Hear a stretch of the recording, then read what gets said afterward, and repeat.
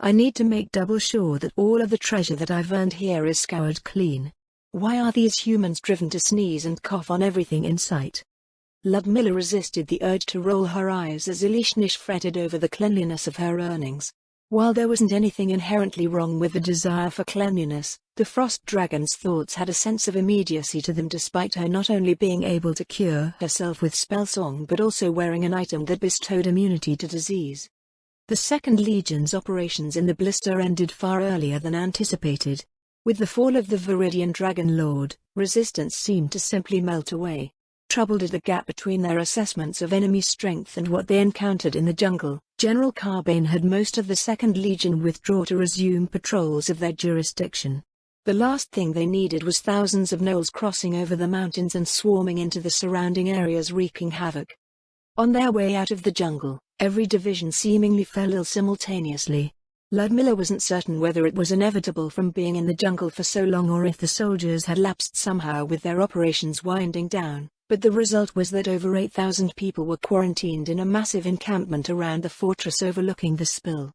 While its effects were disgusting, the disease did not appear to be life-threatening, so the army took the economical approach, meaning that the clerics would be worked to the bone.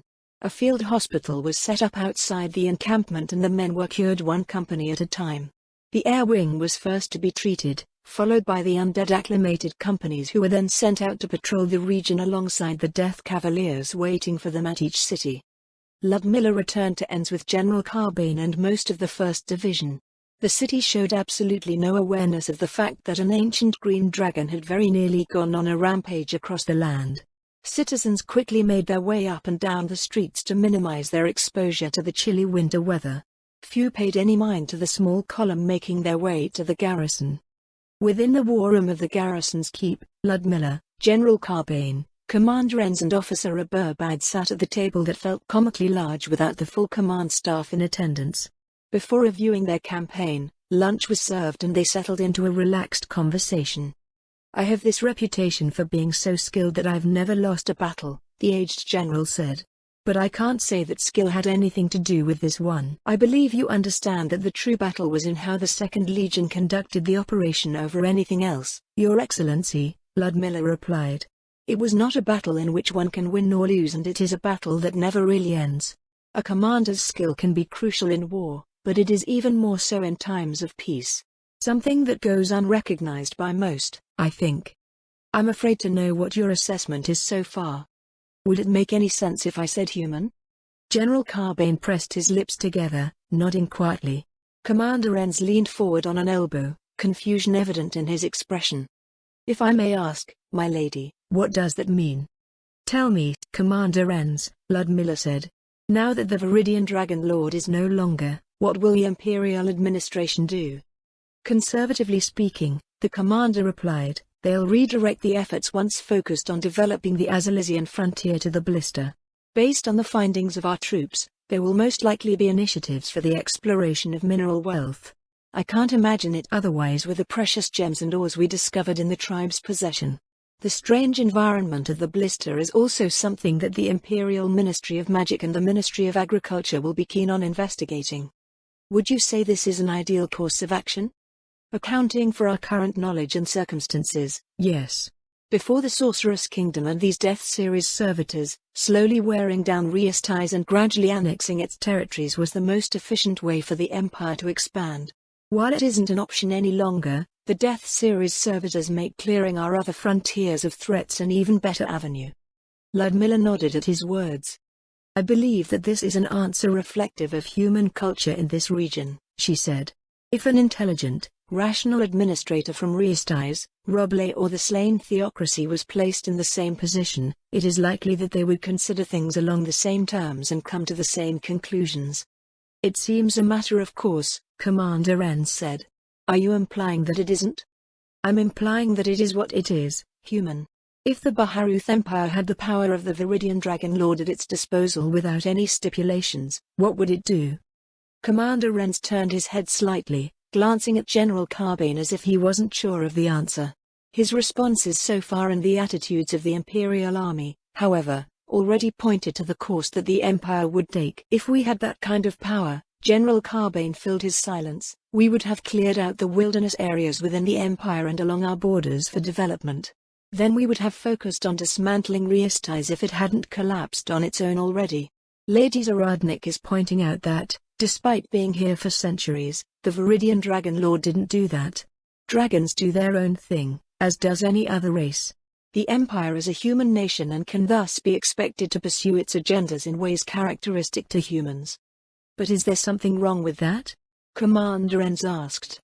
If pursued to the exclusion of all else, Ludmilla answered, it will become a problem for anyone who doesn't fall in line with human-centric agendas. The Second Legion's warm welcome for me was quite gratifying, but I am ultimately a noble of the Sorceress Kingdom. Humans are but one race amongst many that submit themselves to my care. It's as she said when we first conferred here, General Carbane told the commander.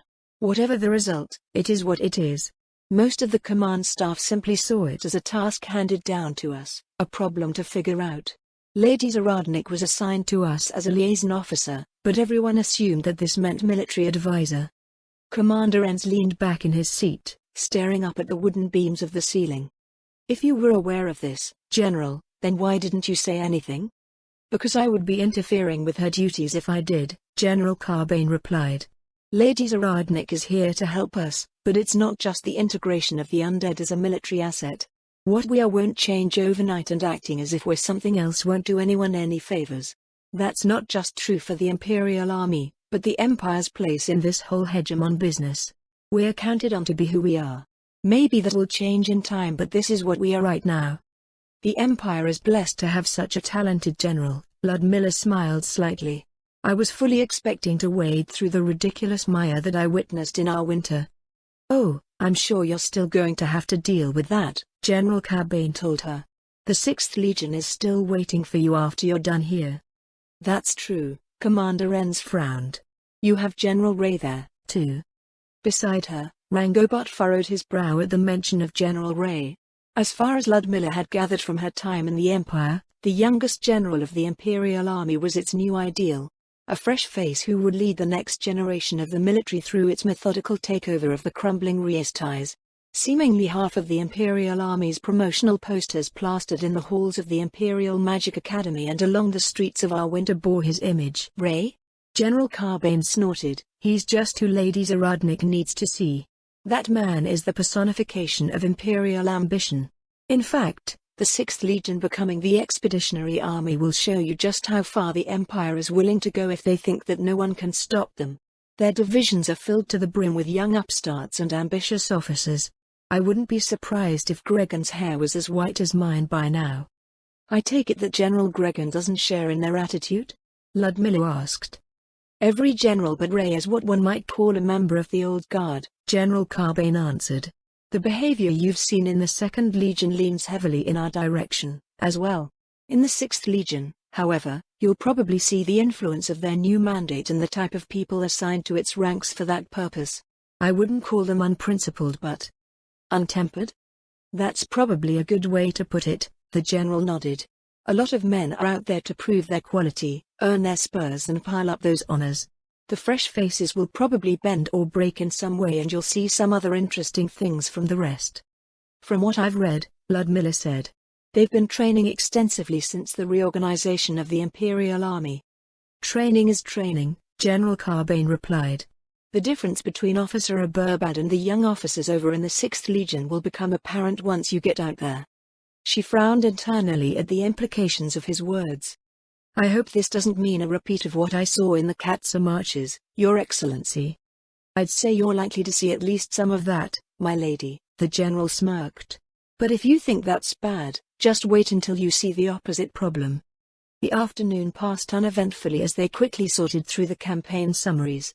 Contrary to their immediate worries, no reports arrived from the Imperial Air Service about groups of loose gnolls in the countryside. It was possible that the Imperial Army had overestimated the number of demi-humans that remained in the blister, or perhaps they were merely in hiding. Only time would tell. Upon concluding their review, Ludmilla collected her things from the table. Your Excellency, she said, are you sure you wouldn't like me to stay longer to help with the civilian side of things? We'll be fine, my lady, General Carbane said. Earning the trust of the Second Legion was key to the integration of the undead forces here. This campaign has decisively accomplished that. The citizens trust the army, so all that's left is easing everyone into the new normal. That's a long process, so your time and talents would better be employed in the Wyvern Mark. In that case, Ludmilla said, I have a request. If I've heard it correctly, agents from the various Imperial factions sent to see me are being suppressed. That's right. We've cleaned them out from Enns. A number of them have been shadowing Dame Verilyn on her travels. Would it be all right if I take care of them? Take care of them? Are you sure you don't want us to handle it? Dame Verilyn will be traveling around the Empire for a while yet, so I thought it would be best if I dealt with them before leaving for the Wyvern Mark. Otherwise, they'll be trailing her for weeks. General Carbane and Commander Enns looked up at her from their side of the table. If I may ask, my lady, the general said, what will you be speaking to them about? My understanding is that they've been sent to make inroads with the Sorceress Kingdom, or at least an official from the Sorceress Kingdom. That should be the case, yes. Then I'll just send them to the Sorceress Kingdom. Around the room, everyone stopped what they were doing to stare at her. Ludmilla cleared her throat. If they're looking for some connection with the Sorceress Kingdom, economic ties would be acceptable, yes? Trade agreements, civilian leases for the undead and so on. I will point them in the right direction. General Carbane glanced at Commander Enns. Think they'll bite? Given that they started off by sending expendables with no real expectations, Commander Enns rubbed his beard, it should work. In light of the upcoming expansion and development we'll be seeing, I'll be encouraging my Lord Father to look into civilian leases for undead labor. Even if these factions don't all follow up on your recommendations right away, they will once others do out of fear of falling behind their competitors. My friends have asserted the same thing, Ludmilla said. Our problem has been overcoming the cultural and religious barriers to our goods and services in the Empire. With what's been accomplished here, the commander said, you at least have the Second Legion's support. Hundreds of noble scions serve in our ranks and they'll be sure to pass on the good word about the utility of the undead to their houses. As for the temples, pragmatism has always won out over intangible notions in the Empire. They certainly aren't allowed to directly interfere in the daily business of the realm. Once again, she wondered how so many citizens of the Empire could be so distant from their faith. The headmaster of the Imperial Magic Academy no longer seemed so unique in his attitude towards the temples. Divine magic was simply a tool, clerics and priests were treated little differently from arcane casters and faith was an obstacle to authority. Despite Riestais also being a secular nation, Ludmilla had never once thought that way about her own faith. It was always something complementary to the daily lives of the people. Perhaps this antagonistic and exclusive stance was how followers of the Four felt a heresy in the first place. Hopefully, we'll be able to see some progress, then, she said. If you don't mind, I'd like to take Officer Aburbad with me to Norfolk. His familiarity with both the civilian nobility and imperial regulations will be of great assistance sorting out all of these agents. Of course, my lady, General Carbane nodded. It's not a problem, is it, Enns? The 5th Company is in the city for the next week, Commander Enns said. They should be all right without him. Thank you, Commander, General. I'll be back in Enns on the way to our winter once I'm done in Norfolk. Until then, my lady. General Carbane and Commander Enns bowed slightly as Ludmilla made her way out of the room. She stopped to address Rangobart in the stairwell. I hope this wasn't an imposition, Officer Aburbad. Not at all, my lady. I'm honored to be of service. Then I'll be off first, Ludmilla said. Once you're ready to leave, please take my Soul Eater to Norfolk. I'll meet you at an inn called the Silver Shoals. I know the place, Officer Aburbad replied. I'll see you there. A general sense of satisfaction could be felt from Elishnish as she winged north to Norfolk with Ludmilla. The Frost Dragon had negotiated a 5% share of the spoils obtained from the blister, including the Viridian Dragon Lord's hoard, to be delivered in platinum and or diamonds. Blue topaz, sapphires, opal and moonstone and other precious items reminiscent of ice and snow were also acceptable. Elishnish also expressed a keen interest in any books, maps and historical documents that they uncovered, but Ludmilla doubted that any would have survived in the hot and humid conditions of the jungle. It would take months or even years to locate all of the lairs and stashes scattered around the blister, but, overall, her companion seemed pleased with life in general. She had gained substantial wealth, achieved things that an adult frost dragon would never have dreamed of doing, and had learned many things. Flying around with Ludmilla made her feel safe and happy, and now she was on her way to show off her new minions. The River Eileen grew broad as it approached the ocean, with the harbour city of Norfolk occupying its eastern bank. Much of it had expanded beyond the boundaries of the city wall, a testament to the security provided by the efforts of the Second Legion. Ludmilla frowned as they crossed over the modest walls and towers manned by Imperial knights who appeared entirely unaware of the Frost Dragon's passage. Out of curiosity, how have you been landing in these cities? Do you use the garrison aviaries? Oh, no, I just drop in. Drop in? Yes. I conceal myself and land somewhere inconspicuous. Just to be certain, you're not evading taxes by bypassing customs, are you? Ah. An awkward silence passed between them as the evening streets went by below. Ludmilla's fingers drummed rhythmically against the back of her companion's neck. That's called smuggling, Dame Verilyn. Miss Gran didn't say anything about it. She works for the highway patrol. Or she used to. I'm happy you found people that you trust enough to rely on, but you are still ultimately responsible for your conduct and that of your vassals. Doesn't that mean that it's your responsibility, as well? Yes, and that's why I'm bringing up the issue with you. We'll see what Miss Gran has to say about this. A sense of nervous uncertainty emanated from Ilishnish as she circled over the city several times in her silent descent. They crossed over Norfolk Central Plaza twice before the Frost Dragon lined up her flight path over a long alley. We're setting down here, Gem. How are you going to land? Ludmilla dismounted, dropping to the alley 30 meters below. On a whim, she decided to land without activating her hairpin. Her boots struck the mud and her knees bent slightly. After a moment of trying to determine whether she had taken any damage, she decided that the fall hadn't harmed her. It wasn't a sure thing, but it certainly seemed that she had the same ability as the dragoons of the Imperial Air Service. Her damage reduction might have had something to do with it as well, so she would need to test things more thoroughly when the opportunity arose. Ilishnish, as her human self, dropped into the alley about 10 meters away.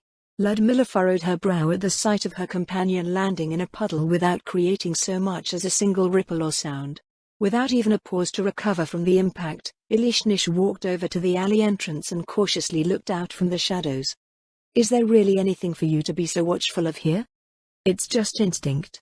Also, I've noticed all sorts of things in these imperial cities that one doesn't see in Iranful. Such as? I believe they're broadly categorized as shady dealings. Miss Gran says that one won't know whether these shady dealings are dangerous or not unless one puts themselves in danger to find out, so it seems wise to avoid them entirely. She couldn't think of anything that might endanger Ilishnish in the cities of the Empire. Knowing the way her companion's mind worked, Ilishnish had probably associated the word danger with a few entities that she knew of that could harm her. It made little sense to expect a frost giant or whatever other ridiculous thing lurking in an alley, but the experience of proving or disproving something appeared to be a long process for frost dragons. Ludmilla took Ilishnish's hand in hers before stepping out into the city street. The frost dragon did not offer any resistance, instead drawing closer to her as they strolled along. Norfolk's evening markets were in full swing, and the sights unique to the Empire's northwestern culture made Ludmilla realize that she hadn't spent much time at all looking around dens. As a city on the Golden Strand, she expected Norfolk to carry goods with a more maritime flavor. Instead, it seemed that the shops and markets were filled with products from the interior. I thought there would be foreign goods and seafood in the offering, Ludmilla said, but the local merchant inventories appear similar to what we saw in our winter. Ah. That's because the oceans are too rough to navigate and fish in during the winter. In the spring, goods start flowing south. The flow reverses in the winter, or so I've been told. Does that mean we won't see any goods from Argland, Riestais or Carnassus here? Merchant inventories don't last long, or they get shipped inland. From what I've seen, the warehouses are in the process of stocking up exports for the spring. Goods from abroad were few and far between by the time we arrived in this part of the Empire. Gunnar mentioned something about having ships being able to withstand rough seas, so she wondered if the frost giants might be able to facilitate winter trade. Even if they didn't have any merchants, an arrangement similar to the one that Captain Iskar enjoyed in the Sorceress Kingdom was a distinct possibility. What about other races? Ludmilla asked, You mentioned something about nations in the northern seas, yes? I did, Ilishnish nodded. It appears that the only relations with aquatic demi-humans that the Empire has are hostile, however. Coastal settlements are raided much like they experience raids from terrestrial tribes. With how the Empire is, I don't think matters will improve. Most of the adventurer commissions around here are to kill this or that. I suppose that shouldn't be a surprise how the 2nd Legion conducted their operations. Given the history of human relations with other races in this region, cultural change will take time. You believe that it can change? Ludmilla glanced at Ilishnish. Why wouldn't it? Because as far as I have seen, Ilishnish said, there is no desire to change. If anything, the citizens here want more of the same.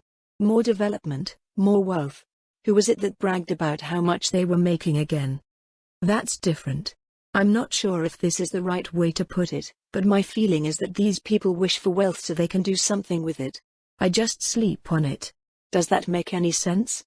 They stopped to watch a bard perform a lively piece that felt distinct from anything she had heard in Nirantal, in Gelfort or Arwinter. A song about a sailor who pined to ply the waves again so they could visit his lovers in ports abroad. Ludmilla was enjoying it until she realized what it was about and hastily pulled Ilishnish away. With her companion intending to travel the world, the absolutely improper song was bad for her education. It's normal to turn assets to productive use, is it not? Ludmilla asked. To most humans, gathering wealth simply for the sake of gathering wealth, or worse, squandering it, is considered decadent and wasteful. Sleeping on it would be uncomfortable. The productive part is the problem, Ilishnish answered. Human ideas of productivity often involve destructive courses. Forests are felled and turned into fields and pastures. Those who do not fit are disposed of without remorse. The Adventurer Guild receptionists smile and everyone cheers when difficult-to-remove obstacles are dealt with through their commissions. Wealth is put to productive use in anticipation that more wealth will be generated to be put to even more productive use. Pristine environments and entire populations aren't obliterated when I take a nap on my assets. That part should at least be limited, Ludmilla said. While the Empire may now have Death Series servitors at their disposal, they can only expand into areas that do not belong to officially recognized states. Ilishnish rolled her turquoise eyes. Oh yes, I can see it now. Ambassadors from the world round clamoring for official recognition by the Sorceress Kingdom so they don't get stomped flat by their neighbors' security rentals. Your woes over the lack of leases and open diplomatic channels will vanish. Don't think you're the only one that has thought of this, Ludmilla frowned. Lady Wagner proposed that we should do just that a few months ago. She didn't submit her proposal? Lady Gunye nearly strangled her, so no. For that sort of threat to work, people have to see that it can and will happen to them. Our foreign policy is directed towards developing good relations with other countries, not scaring them into line just because we can. That seems convoluted to me. So much time and effort is being invested into achieving the very same ends. The ends that you are referring to are only one part of the equation, Ludmilla told her. Every law, policy and action creates a premise that influences a myriad of other things. A leader must consider what their decisions give rise to or all manner of undesirable results may manifest. They made another turn in the busy market plaza and Ludmilla spotted what must have been Zusharu's merchant stand. She doubted that there were any other Quagoa merchants in the city, at any rate.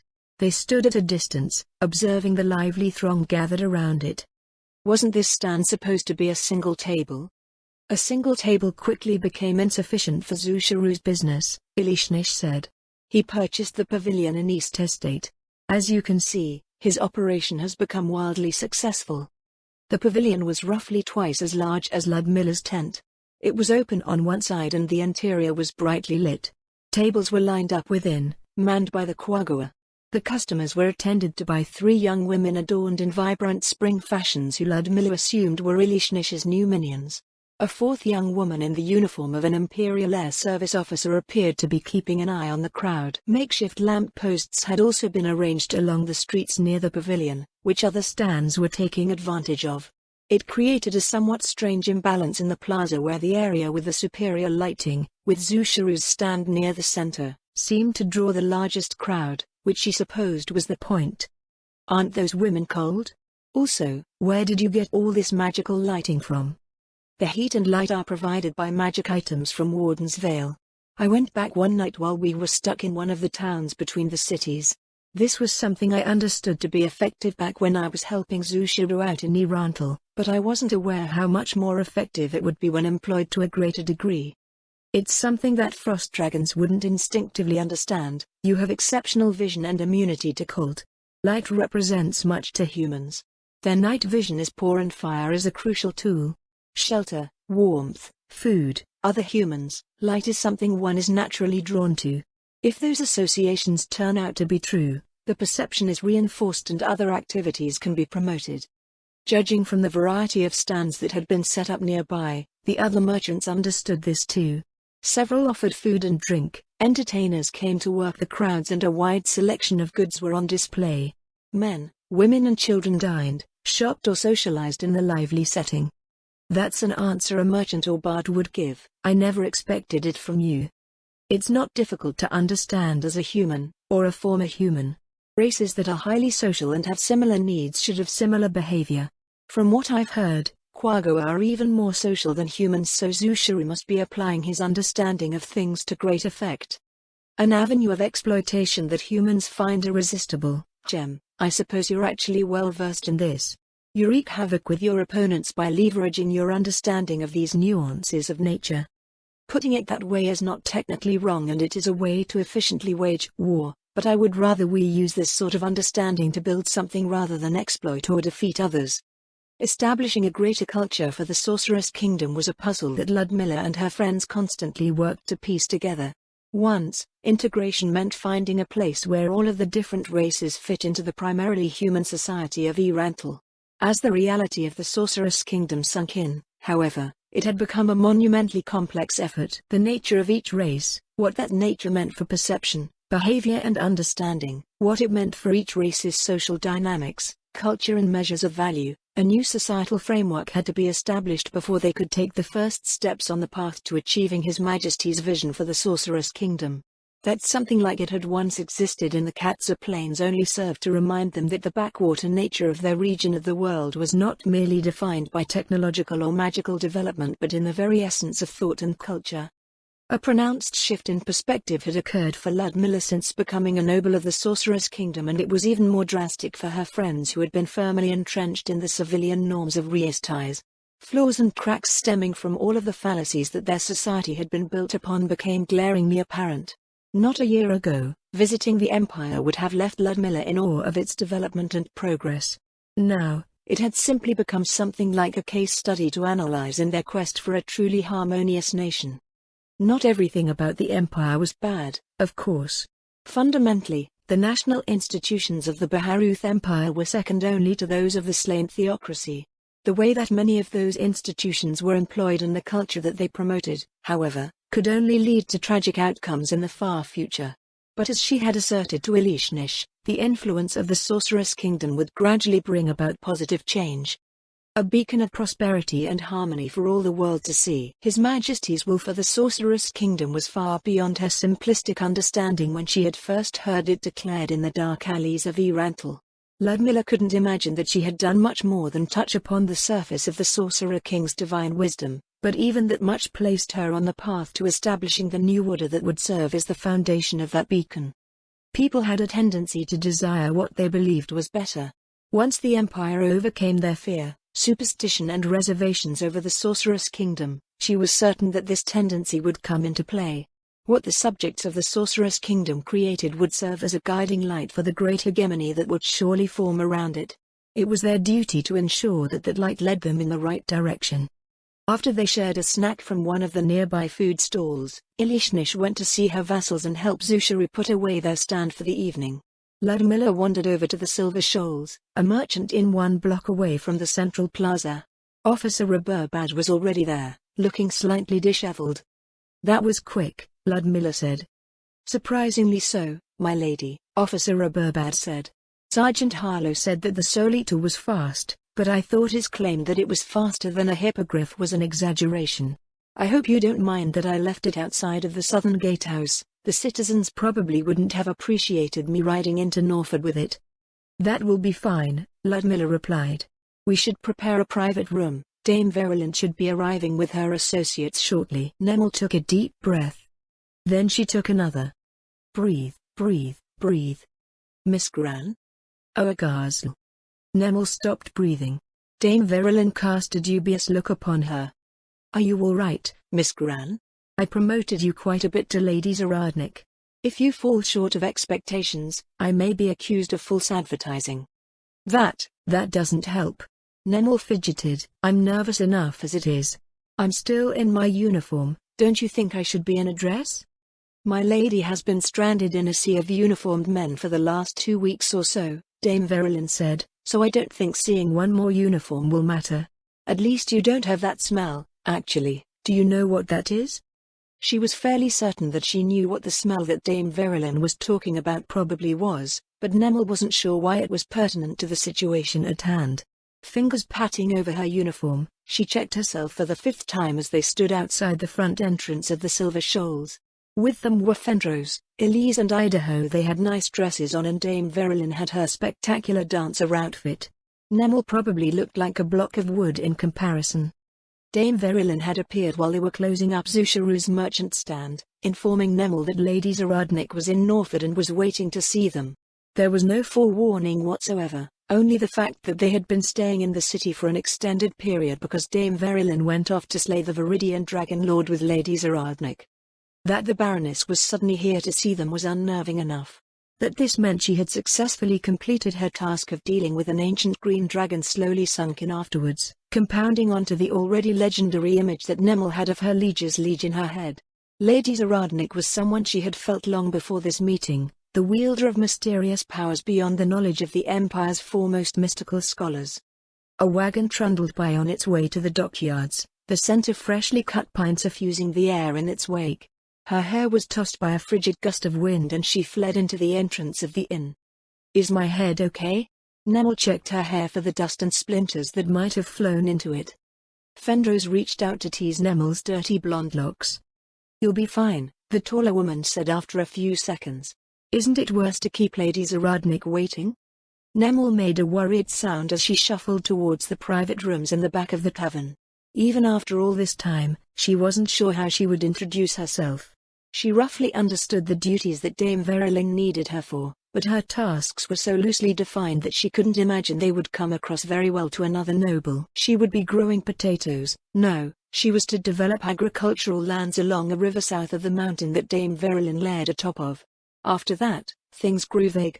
It was to be expected, she supposed. They would be going from absolutely nothing to something, and what would come after that was dependent on what sort of something came out of that nothing. Dame Verilyn appeared to have some knowledge of what was to be done, but beyond answering questions about the territory's physical details and what she wanted from it, the Frost Dragon actively avoided working with Nemel and the others. As far as Nemel could tell, it had to do with what she had told them in East Estate. People should be doing what they were supposed to be doing. Dame Verilyn was a Frost Dragon bard, so she only did what she believed a Frost Dragon bard should do. The nobling was left to them, as they were nobles. If a noble acted that way towards others, they would surely be seen as arrogant, and she had never heard of someone telling a noble to noble. No matter their social status, most people stuck their noses into whatever they were interested in.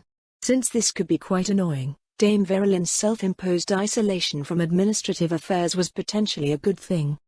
Anxiety gripped her as they stopped before a closed door. What would happen within would make or break them. Please wait outside while Miss Gran speaks to my lady, Dame Verilyn said. The Frost Dragon turned human made her way inside, reaching out to drag Nemel along. Eh? You're not going to knock? I'm going alone? Wait. The door clicked shut behind her. Nemel's heart hammered in her ears as she walked around the corner. Gay, came a man's voice. Gay, Nemel replied. Gay? The last Gay belonged to a dark-haired woman seated behind the room's large table. A meter to the woman's left was Rangobard Reburbad. This isn't remotely near the introduction I was expecting, Dame Verilyn muttered. Is Gay some sort of human protocol that doesn't translate? What's Rangobard doing here? Her meeting had already gone sideways upon seeing someone that she never expected or ever wanted to see again. Nemel was aware of which students had enlisted with the Imperial Army, but what were the chances that Rangobard would show up with Lady Zaradnik? Dame Verilyn cleared her throat. Baroness Zaradnik, she said, I have the pleasure of introducing you to Nemel. Did you have more to your name? Why are you asking me now? Was that her fault? Or was it Dame Verelin's fault for never asking? The Baroness wore an impenetrable mask. Rangobart frowned slightly. Was he going to do something? She couldn't let him ruin everything. Nemel Elena Lyrex Gran. She lowered her head in a deep curtsy, which looked stupid in her uniform. It is a pleasure to finally meet you, Baroness Zaradnik. I've been looking forward to our meeting as well. Lady Zaradnik smiled. Dame Verilyn has had nothing but good things to say about you. Out of curiosity, is there a reason why you have Elena in your name? One daughter in every generation of House Gran has carried the name Elena, my lady, Nemel replied. How many generations has this gone on for? Nemel blinked. Of all of the things she might have been asked about, why a part of her name? I'm not sure. I'm not even sure why we do it. Like many, our family history was lost centuries ago with the demon gods. I suppose that my name is one of the few things left of that history, so it might be why we've purposely held on to it. I see. In that case, I had one other question. Dame Verilyn mentioned that you didn't raise any concerns over her bringing in goods from her activities without going through customs. Is this true? To Nemel's side, Dame Verilyn looked about ready to flee the room. When the Frost Dragon spoke of her liege, it was usually with a sense of familiar fondness. Was there some terrifying aspect of Baroness Zaradnik hidden behind her gallant exterior? One that even a dragon was wary of? She seemed human enough, then again, she had just dispatched an ancient dragon. Yes, my lady, Nemel nodded. I've been charged with handling her affairs, so I took it upon myself to ensure that all of her business is properly handled. If you wish to inspect the paperwork, I can head up to our suite and retrieve it. I can take a look at it later, Miss Gran, Lady Zaradnik replied. Please continue to serve Dame Verilyn well. She is exceptional in many ways, but she will be depending on you and others. If I'm not mistaken, there are 3 other women who you wish to introduce to me. Is there nothing else you wish to ask me, my lady? Nothing that immediately comes to mind. I believe I understand everything that can be discerned at present. The rest will be assessed as you carry out your duties.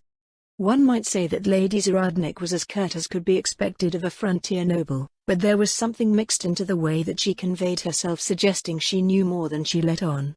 Not wanting to destabilize what appeared to be her tentative leave to serve as Dame Verilyn's vassal, Nemel went to retrieve the others. Fendros, Elise and Ida waited outside the door with tentative looks. After seeing Nemel nod, they let out a collective sigh of relief before she took Fendros inside. The other woman froze as she saw who was at the table. Gay. Fendros raised an arm defensively in front of her. Rangobart. Indeed, Rangobart sighed. It is I, Rangobart Ekwaeburbad. At this juncture, Lady Zaradnik said, I must wonder why you elicit that reaction. The Baroness' curious tone reminded Nemel that, despite the huge gap between their station and backgrounds, Dame Verilyn's liege was still close to them in age. If I were to put it plainly, Rangobart said, it amounts to a difference in station. In the academy, scions of high nobles work to ensure that the dignity of the imperial establishment is maintained and propriety is observed in relationships between students. Our efforts are not always appreciated. There are even some who misconstrue our actions as abuses of privilege. You harassed us for associating with commoners. Nemel's voice grew heated. Wrong. Rangobart replied, I was doing you, in particular, a favor. And it was only because of one commoner in particular. Testania is a parasite and a walking contradiction. He openly expresses his disdain for the nobility while at the same time aiming to join our ranks. The man clung to Miss Furt even after her house was attainted and they could no longer afford his family's service. When she vanished, he moved on to you and Lady Frianne. All while spouting his self-righteous drivel and bumbling about with his thoughtless attempts at maneuvering. His despicable behavior was insufferable. No one asked for your help, she seethed. And those who do often ask only after what they've been suffering from becomes too much to bear. The choice was either to allow the talented and perfectly good daughter of House Gran to be dragged down by someone unworthy of her or help her and her family extricate themselves from that awkwardness. I would make the same choice every time. It is part of our responsibility as nobles. We have the authority and resources to take effective action where it is required, whether that action is welcome or not. Nemel looked away with a pout. High nobles always played dirty. Everything he said was constructed to sound cool and rational, so those unfamiliar with the situation would tend to favor his view. Their heads turned to Fendros, who shifted nervously in the tense silence. Nemel collected herself before gesturing toward her. Baroness Zaradnik, she said, I have the pleasure of introducing you to Fendros Raelia de Lilian. My lady, Fendros greeted the Baroness. It is an honor to finally meet you. I will do my utmost to assist Miss Gran in her duties to Dame Verilyn, who has so graciously taken us under her wing. A moment of silence fell over the room before Baroness Zaradnik nodded. I've heard from Dame Verilyn about the situation you've found yourself in. Please rest assured that you will be afforded a fair opportunity to demonstrate your quality in Dame Verilyn's service, free from the stigma placed upon your house by Imperial society. Thank you, my lady. Fendra's voice broke, and she turned away to face the wall. Quiet sobs escaped the handkerchief held against her face. Elise entered the room next to make her introductions, followed by Idaho. When they had settled down, Lady Zaradnik bid them each to take their seats and a procession of sumptuous courses were brought in for dinner. Fendros, Elise and Ida's eyes seemed to sparkle as a meal the likes of which they had probably not seen since their houses fell into poverty was laid out before them. So if I understand things correctly, Rangobart said, Miss Gran has employed these three to assist her in her duties to Dame Verilyn. That's right, Lady Zaradnik said. Is there some issue with this? Not as such, no, Rangobart replied. Due to their houses being subjected to attainder, they are in a difficult situation. Imperial interests will be wary of using them for all but the lowliest of tasks, but, as Dame Verilyn is from the Sorceress Kingdom, there is little anyone would openly say about her selection. I'm curious what your stance is on how the Empire handles the matter of the attainted. Rangobart worked on a portion of his opening course, a rich forest mushroom stew, as he appeared to ponder the Baroness' question. Officially, the Imperial establishment and all of its institutions support the process of attainder enacted by His Imperial Highness. And unofficially? Lady Zaradnik asked. It feels a waste, Rangobart answered. I understand that the Emperor wishes to make examples of those who defy his rule in various ways or fail to meet his standards.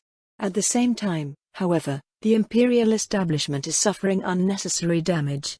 Culture, tradition and generations of ties and breeding, it is like cutting down a tree when only a branch requires pruning. Surely someone must have brought up the practical implications to the Emperor? Who would dare? They'd risk attainder themselves. The controlling interests of the Empire firmly believe that the merits of an individual are determined by their upbringing rather than their blood or station. That a fisherman can just as easily be a war wizard, Imperial knight or noble. You don't share this belief?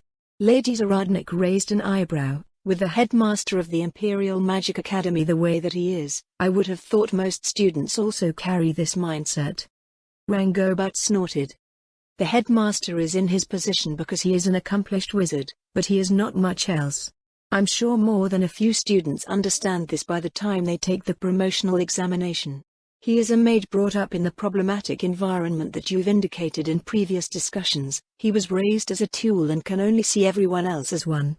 The noble students that he is responsible for are well aware that they are tools, but we know to look beyond that fact. It is a part of what we are, it is not all that we are. It's encouraging to know that the Academy doesn't simply churn out gears for the machinery of the Empire. Oh, they certainly try, Rangobart said. They even succeed in certain ways. The main benefit of the Imperial Magic Academy is in how it educates its students on the workings of the Empire. There are certain things, however, that require more than that sterile education. Capable individuals learn how to survive and thrive upon recognizing this. Those without ambition and ability remain ignorant, becoming obedient little bureaucrats when they might have turned into heedless wastrels otherwise. The door opened and the knights' entrees were carted in. They waited for the restaurant staff to leave the room before continuing their discussion. At any rate, Rangobart said, while nothing can be done about attainder, I'm glad that something can be done about those who have been marked by association. They are even more disadvantaged than the common folk when it comes to what opportunities are made available to them. Finding gainful employment is far preferable to selling themselves at a brothel or being subjected to something equally unfortunate. In that case, Lady Zaradnik smiled slightly, I think this harvest may be more fruitful than anticipated.